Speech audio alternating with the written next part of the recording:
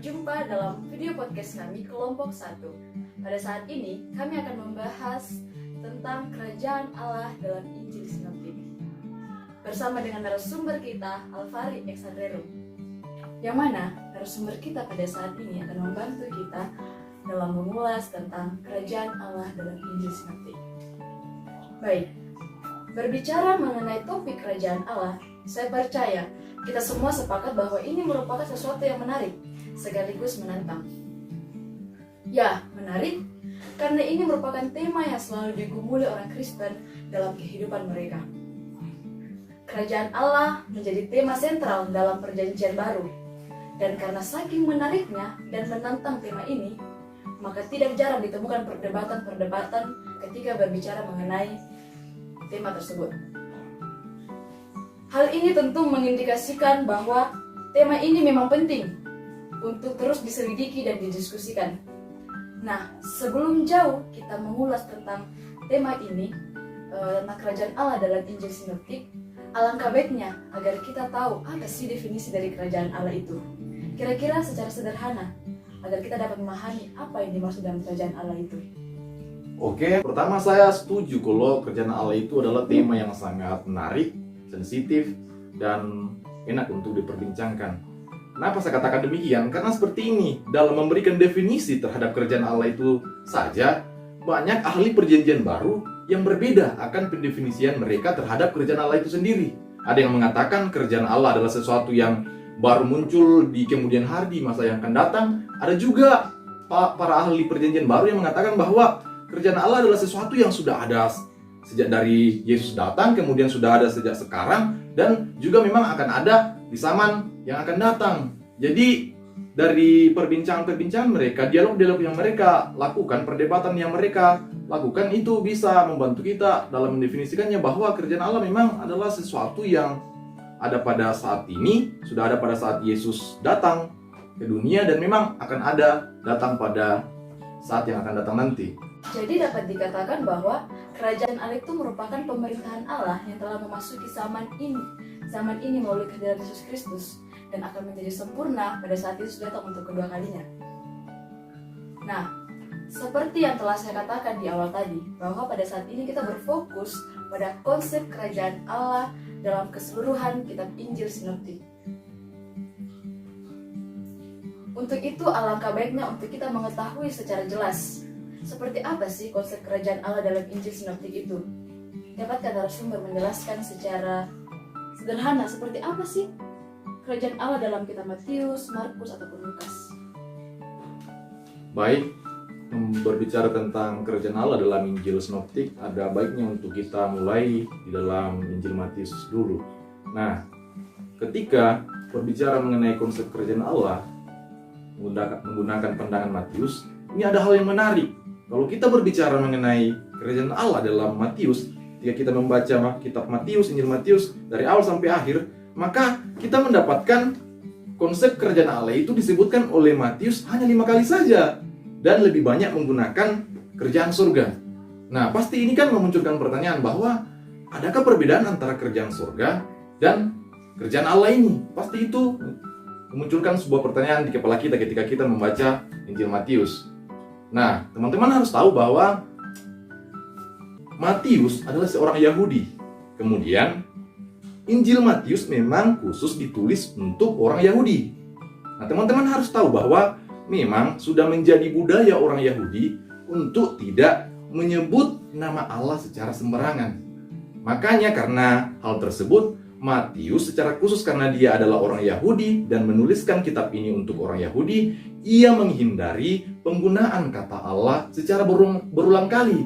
Makanya Matius mengganti kata Allah menjadi kata sorga. Akhirnya dalam perjanjian baru lebih banyak kita dapatkan kata kerajaan sorga daripada kata kerajaan Allah. Itu karena latar belakang penulis dan kitab itu ditulis untuk khusus orang Yahudi.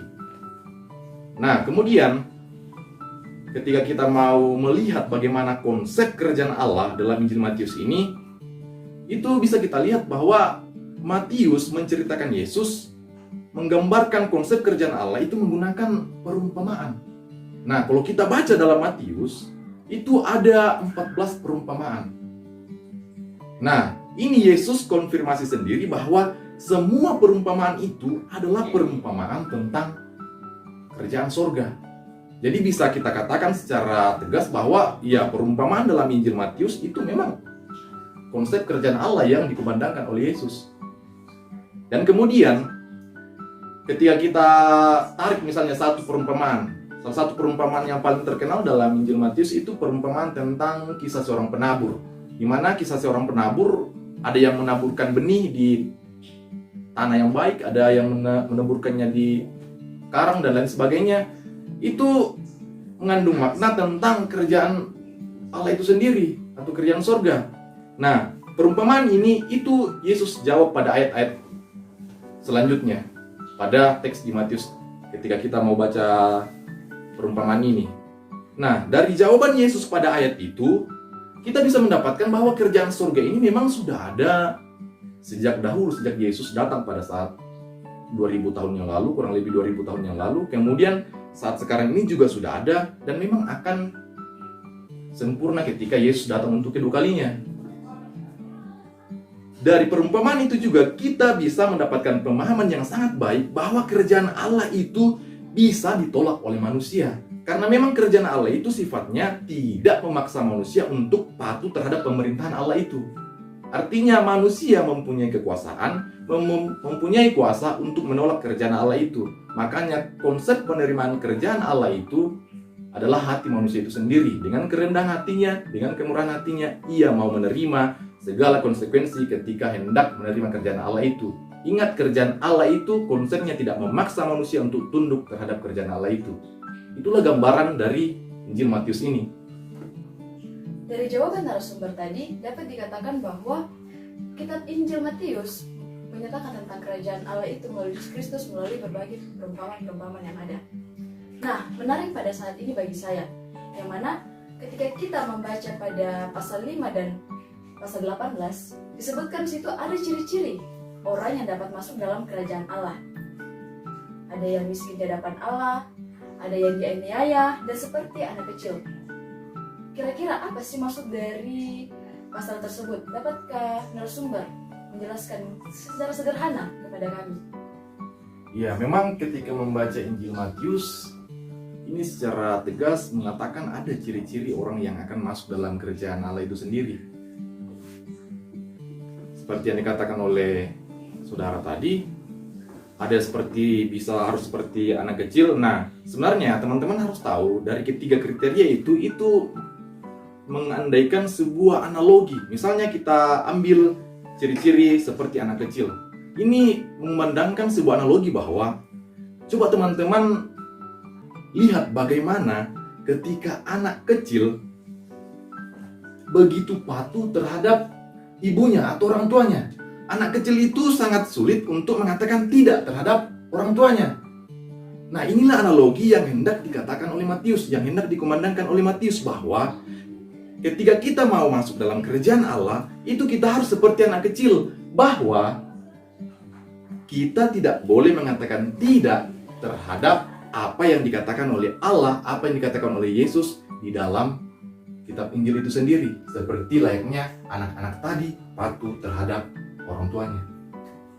Nah, jadi setelah kita mendengar konsep kerajaan Allah dalam kitab Injil Matius, tentunya kita jadi lebih tertarik untuk membahas tentang kitab Markus dan Lukas. Nah, bagaimana sih konsep dalam kerajaan Allah dalam kitab Markus dan Injil Lukas tersebut? Baik, kalau kita masuk dalam konsep kerajaan Allah menurut Injil Markus, sebenarnya sama saja dengan Injil Matius, yaitu banyak menggunakan perumpamaan. Tetapi bagi saya ada yang menarik yang ditawarkan oleh Injil Markus ini. Itu bisa kita lihat di dalam Markus 1 ayat 14 sampai ayatnya yang ke-15. Di situ dikatakan bahwa waktunya telah genap, kerajaan Allah sudah dekat. Waktunya telah genap, kerajaan Allah sudah dekat. Nah, kalau kalimat ini kita bedah, maka kita akan mendapatkan jawaban yang sangat menarik bagi saya. Kalimat pertama yaitu waktunya telah genap. Waktunya telah genap. Nah, kalau kita mempelajari kalimat ini, maka struktur kalimat ini menandakan bahwa kalimat ini adalah kalimat perfect. Artinya kalimat yang menandakan bahwa ada suatu kejadian yang telah terjadi di masa lampau, itu terus berkesinambungan terhadap kejadian yang terjadi di masa sekarang dan di masa yang akan datang lagi. Itu dikatakan kalimat perfectnya. Nah, ini menandakan bahwa memang secara jelas Markus juga mengatakan bahwa ya, kerajaan Allah itu juga sudah ada ketika Yesus datang, kemudian juga datang lebih sempurna lagi ketika dia datang untuk kedua kalinya. Nah, kemudian kalimat kedua dari yang telah saya katakan tadi, kerajaan Allah sudah dekat, kerajaan Allah sudah dekat. Nah, sudah dekat di sini kalimatnya kalau kita bedah, maka kita akan mendapatkan bahwa sudah dekat di situ mengandung unsur atau aspek kalimat present sekaligus futuris. Artinya present bahwa sesuatu itu telah terjadi pada saat sekarang ini dan betul-betul akan terjadi di masa yang akan datang. Ini sekali lagi menandakan bahwa memang menurut Markus, kerajaan Allah sudah terjadi pada sekarang ini dan akan terjadi di masa lampau ketika Yesus datang kedua kalinya di dunia ini. Nah, kemudian dalam Injil Markus ini ada lagi yang menarik bagi saya. Itu dengan kaitannya bahwa kerajaan Allah yang telah nyata pada saat ini. Nah, kalau kita baca Markus 1 ayat 21 hingga ayat 28, di mana yang menceritakan Yesus berada dalam sebuah rumah ibadat di Kapernaum. Kemudian kan pada saat itu cerita dalam pasal 1 ini, itu kan Yesus bertemu dengan orang yang kerasukan roh jahat. Kemudian pada saat orang yang kerasukan roh jahat itu melihat Yesus, nah, orang yang kerasukan itu kan langsung berteriak kepada Yesus, "Apa urusan datang ke sini? Apa urusan datang kemari? Apakah engkau hendak menghancurkan kami?" Nah, orang yang kerasukan roh jahat yang merespon Yesus seperti itu. Nah, hal ini memberikan kita pemahaman bahwa memang kerajaan Allah yang ada pada saat ini itu bertentangan dengan hal-hal duniawi. Hal-hal yang berada di dalam kontrol setan, di dalam kontrol iblis, itu memang bertolak belakang dengan kerajaan Allah yang pada saat ini. Makanya jangan heran jika memang pada dasarnya seorang pengkhotbah mengkhotbahkan bahwa tinggalkanlah hal-hal atau sesuatu yang kita kerjakan, yang kita bawa, budaya-budaya, kearifan lokal yang kita bawa dalam kehidupan kita sekarang, karena memang pada dasarnya itu bertolak belakang dengan kerajaan Allah itu sendiri. Nah, itu tadi penjelasan tentang konsep kerajaan Allah dalam Matius dan Markus.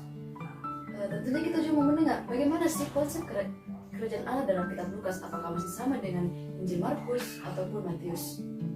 Nah, memang seperti yang saya katakan dari awal bahwa pada dasarnya ketiga Injil ini atau Injil Sinoptik ini memberitakan hal yang sama, bahwa di dalam Injil Lukas pun mendukung bahwa kerajaan Allah itu telah terjadi di masa lalu sejak kedatangannya Yesus, dan di masa sekarang dan di masa yang akan datang. Itu jelas sekali kalau kita baca di dalam Lukas 9 ayat 27 dan Lukas 10 ayat 9. Nah, yang menariknya di dalam Injil Lukas ini itu bagi saya di pasal 16 ayatnya yang ke-16. Di situ Yesus katakan bahwa ketika engkau menerima pengajaranku, maka pada saat ini juga engkau telah bergabung dengan kerajaan Allah yang ada, yang terjadi pada saat ini. Di situ mengindikasikan sesuatu yang sangat menarik bagi saya, karena bisa kita artikan bahwa ketika kita mau menerima firman, kita mau menerima Injil pada saat ini, maka pada saat ini juga kita telah bergabung dengan kerajaan Allah itu yang belum sempurna dan yang sempurna ketika Yesus datang untuk kedua kalinya. Itu yang menarik bagi saya di dalam Injil Lukas ini. Sangat menarik dari jawaban dan narasumber kita pada saat ini dari ketiga Injil Sinoptik tentang konsep kerajaan Allah. Nah, dapat disimpulkan bahwa ketiga kitab Injil Sinoptik ini setuju tentang kerajaan Allah yang dimulai dari zaman dahulu hingga saat kini dan akan sempurna pada masa yang akan datang ketika Tuhan Yesus datang untuk kedua kalinya.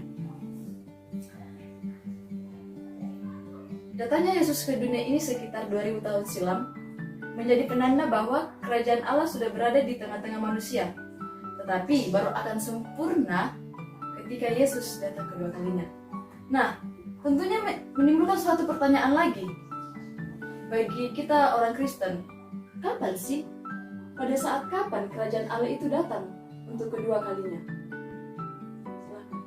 Baik, mengenai waktu kapan kerajaan Allah itu akan tergenapi secara penuh, atau bahasa sederhananya kapan Yesus datang untuk kedua kalinya, pasti saya percaya semua orang Kristen mempertanyakan hal ini. Tapi saya juga percaya bahwa semua ahli perjanjian baru, siapapun dia, tidak tahu kapan waktu itu terjadi. Tetapi menariknya, kalau kita masuk di dalam Injil Matius, itu memang Injil Matius tidak memberikan pemberitaan bahwa tanggal ini, bulan ini, tahun ini. Tapi pada bacaan kita di Matius, itu bisa kita lihat bahwa ada tanda-tanda ketika kerajaan Allah itu akan digenapi secara penuh oleh kedatangan Yesus yang kedua kalinya. Nah, tanda-tandanya seperti apa? Itu jelas sekali di pasal 24, Matius pasal 24 sampai 25. Di situ Matius menjelaskan tanda-tandanya bahwa ada nabi-nabi palsu, Mesias palsu. Pokoknya konsep kasih itu semakin rendah, banyak perbuatan-perbuatan yang tidak berkenan di hadapan Tuhan. Hal-hal negatif lain, pokoknya hal-hal yang negatif itu semakin banyak yang terjadi di dunia ini. Itu yang dijelaskan oleh pasal 24 dan pasal 25. Jadi memang pada dasarnya kita tidak tahu kapan, tanggal, bulan, dan tahun kerajaan Allah itu tergenapi secara penuh. Tetapi Alkitab, secara khusus Matius, memberikan tanda-tanda yang merupakan sesuatu tanda bahwa kerajaan Allah itu akan tergenapi, atau Yesus akan datang lagi untuk kedua kalinya. Jadi kita tidak tahu pasti kapan sih Yesus akan datang untuk kedua kalinya. Kita tidak tahu apakah esok hari ataukah 2 hari ke depan atau 10 tahun yang akan datang. Nah, dari penjelasan narasumber tadi, dalam kitab Injil Matius secara khusus, ada beberapa tanda-tanda yang diberikan sebelum Yesus datang ke dalam dunia untuk kedua kalinya. Seperti banyaknya guru-guru palsu, kurangnya kasih di tengah-tengah dunia ini. Nah, menarik dari penjelasan dari narasumber kita, yang mana dapat menimbulkan berbagai pertanyaan. Nah, ada satu pertanyaan yang sangat menarik menurut saya. Bagaimana sih dengan orang yang di luar gereja? Apakah mereka juga akan merasakan kerajaan Allah tersebut? Nah, ini pertanyaan yang paling saya tunggu-tunggu, dan pertanyaan ini memang pertanyaan yang paling menarik. Ini pertanyaan yang paling diumuli dalam lingkup akademisi, dan saya percaya ini menjadi pertanyaan tentang kerajaan Allah yang sangat sensitif. Kalau kita melihat realitas yang ada sekarang, tentu sama-sama kita bisa berkesimpulan bahwa gereja sepakat, sebagian besar gereja sepakat, apalagi Protestan, bahwa kerajaan Allah itu hanya dapat dirasakan ketika kita berada di dalam gereja saja. Karena pemberitaan tentang kerajaan Allah itu, pemberitaan tentang apa yang dilakukan oleh Yesus Kristus di dalam Injil hanya didapatkan ketika kita di dalam gereja. Tetapi ada yang menarik bagi saya. Kalau pemahaman kita seperti itu, saya kemudian mempertanyakan bagaimana dengan mereka yang sama sekali tidak pernah diperkenalkan dengan yang namanya kerajaan surga itu sendiri. Artinya misalnya ini bagi saya orang-orang yang ada misalnya di tempat terpencil misalnya, atau di hutan misalnya, hidup sebagai manusia tetapi tidak pernah mendapatkan kesempatan untuk merasakan atau mendapatkan informasi tentang kerajaan Allah itu sendiri. Jadi menurut saya, ketika kita berpandangan bahwa mereka yang seperti itu tidak merasakan kerajaan Allah, menurut saya di sini ada ketidakadilan. Loh, mengapa mereka tidak diperkenalkan tentang kerajaan Allah itu? Kemudian mereka dilabeli sebagai manusia yang tidak mendapatkan atau merasakan kerajaan Allah. Dan kenapa mereka tidak diberikan kesempatan untuk mengenal kerajaan Allah itu? Jadi menurut saya sangat tidak adil ketika mereka dilabeli tidak dapat merasakan kerajaan Allah, padahal mereka tidak mendapatkan kesempatan untuk mengenal dan mengetahui kerajaan Allah itu sendiri. Jadi untuk menjawab persoalan ini, bagi saya sangat tertarik dengan kutipan Karbat tentang gereja yang kelihatan dan gereja yang tidak kelihatan. Karbat bilang begini, seharusnya kita tidak boleh terus berpatokan bahwa yang merasakan kerajaan Allah adalah orang-orang yang ada di dalam gereja. Orang yang di luar gereja juga itu dapat merasakan yang namanya kerajaan Allah, asalkan dia percaya terhadap oknum yang mengatur dunia ini secara baik, kemudian perilaku dalam hidupnya itu juga menunjukkan perilaku-perilaku di mana perilaku yang dijelaskan oleh Yesus dalam kitab-kitab Injil. Menurut Katbat itu juga merupakan termasuk orang-orang yang merasakan kerajaan Allah itu sendiri. Nah, yang menjadi masalahnya adalah ketika kita berbicara terhadap mereka yang berada di agama yang berbeda dengan agama dengan kita. Tetapi ketika mau dikatakan bahwa orang yang tidak mendapatkan kesempatan mengenal kerajaan Allah itu sendiri, kemudian di stigma mereka tidak dapat merasakan kerajaan Allah, saya sendiri dapat mengatakan bahwa saya tidak setuju dengan jawaban tersebut. Tetapi ketika berbicara dengan agama lain, itu menjadi pertanyaan besar bagi kita sampai sekarang. Sangat menarik pembahasan kita pada hari ini bersama narasumber tentang kerajaan Allah dalam Injil Sinoptik. Ada beberapa hal yang dapat kita tangkap, yang mana kerajaan Allah dalam ketiga Injil ini ada dari dahulu, sekarang, dan ketika Yesus akan datang untuk kedua kalinya. Dan kita juga jangan memiliki stigma bahwa mereka yang tidak beragama atau mereka yang belum mendapatkan kesempatan mengenal kerajaan Allah secara langsung, kita jangan langsung menjudge mereka bahwa mereka tidak akan merasakan kerajaan Allah tersebut. Tetapi apabila kita mendapat kesempatan untuk masuk ke dalam gereja, seharusnya kita mengambil kesempatan tersebut agar kita mendapatkan pengertian serta merasakan kerajaan Allah itu secara baik. Nah, sampai disinilah pembahasan kita tentang kerajaan Allah dalam Injil Sinoptik. Semoga apa yang telah kita bahas tadi dapat menambah pengetahuan bagi kita semua. Terima kasih kepada narasumber kita hari ini, Alvaro Esadrerum, yang telah menyempatkan waktunya bersama-sama dengan kita untuk membahas tentang kerajaan Allah dalam Injil Sinoptik. Shalom dan terima kasih.